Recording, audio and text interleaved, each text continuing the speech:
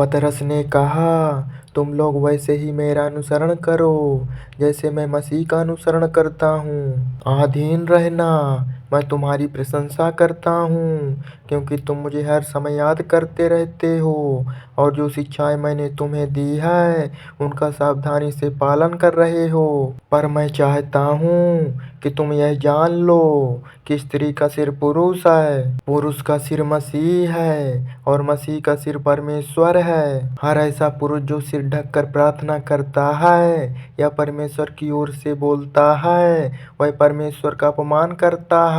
जो अपना सिर है, पर हर ऐसी स्त्री जो बिना सिर ढके प्रार्थना करती है या जनता में परमेश्वर की ओर से बोलती है वह अपने पुरुष का अपमान करती है। जो उसका सिर है वह ठीक उस स्त्री के समान है जिसने अपना सिर मुड़वा दिया है। यदि कोई स्त्री अपना सिर नहीं ढकती तो वह अपने बाल भी क्यों नहीं मुड़वा लेती।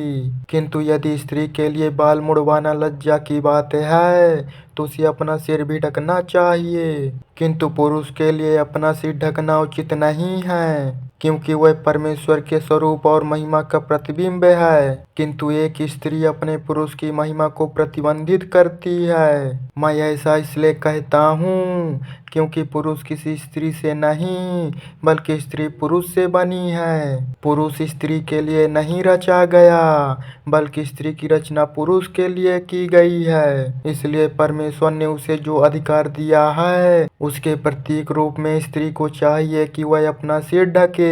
उसे स्वर्गदूतों के कारण भी ऐसा करना चाहिए। फिर भी प्रभु में न तो स्त्री पुरुष से स्वतंत्र है और न ही पुरुष स्त्री से, क्योंकि जैसे पुरुष से स्त्री आई वैसे ही स्त्री ने पुरुष को जन्म दिया। किंतु सब कोई परमेश्वर से आते हैं। स्वयं निर्णय करो। क्या जनता के बीच एक स्त्री का सिर उघारे परमेश्वर की प्रार्थना करना अच्छा लगता है? क्या स्वयं प्राकृतिक तुम्हें नहीं सिखाती कि यदि कोई पुरुष अपने बाल लंबे बढ़ाने दे तो यह उसके लिए लज्जा की बात है, और यही कि एक स्त्री के लिए यही उसकी शोभा है। वास्तव में उसे उसके लंबे बाल एक प्राकृतिक ओढ़नी के रूप में दिए गए हैं। अब इस पर यदि कोई विवाद करना चाहे तो मुझे कहना होगा कि ना तो हमारे यहाँ कोई ऐसी प्रथा है और ना ही परमेश्वर की कलीसिया में प्रभु का भोज।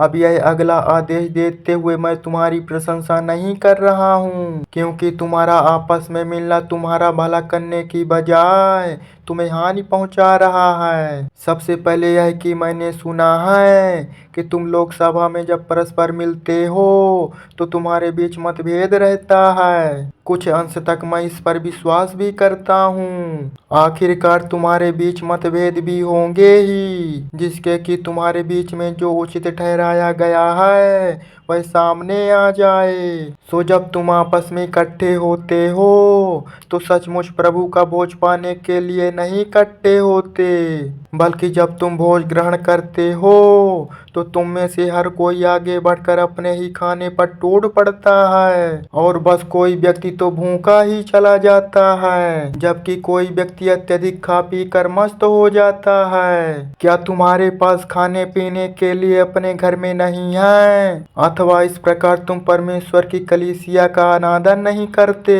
और जो दीन है उनका निरस्कार करने की चेष्टा नहीं करते।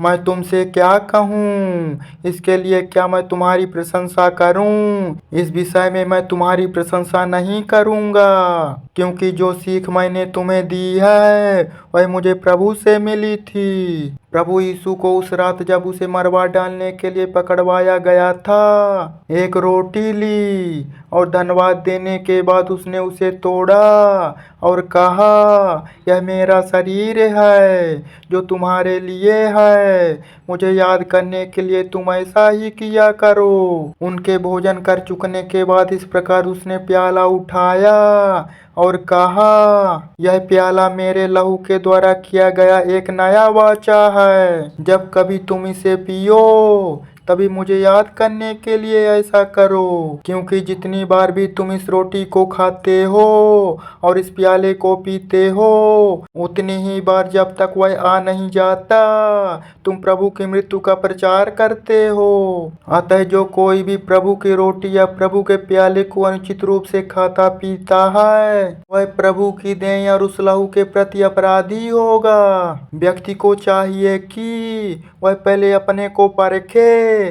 और तब इस रोटी को खाए और इस प्याले को पिए। क्योंकि प्रभु के देह का अर्थ समझे बिना जो इस रोटी को खाता और इस प्याले को पीता है, वह इस प्रकार खा पी कर अपने ऊपर दंड को बुलाता है। इसलिए तो तुम में से बहुत से लोग दुर्बल हैं, बीमार हैं और बहुत से तो चिरनिद्रा में सो गए हैं। प्रभु हमें अनुशासित करने के लिए दंड देता है। किंतु यदि हमने अपने आप को अच्छी तरह परख लिया होता तो हमें प्रभु का दंड ना भोगना पड़ता, ताकि हमें संसार के साथ दंडित ना किया जाए। इसलिए हे मेरे भाइयों, जब भोजन करने तुम इकट्ठे होते हो तो परस्पर एक दूसरे की प्रतीक्षा करो। यदि सचमुच किसी को बहुत भूख लगी हो तो उसे घर में ही खा लेना चाहिए, ताकि तुम्हारा एकत्र होना तुम्हारे लिए दंड का कारण ना बने। वस्तुतः तुम्हारी बातों के लिए जब मैं आऊंगा तभी सुलझाऊंगा। आमीन।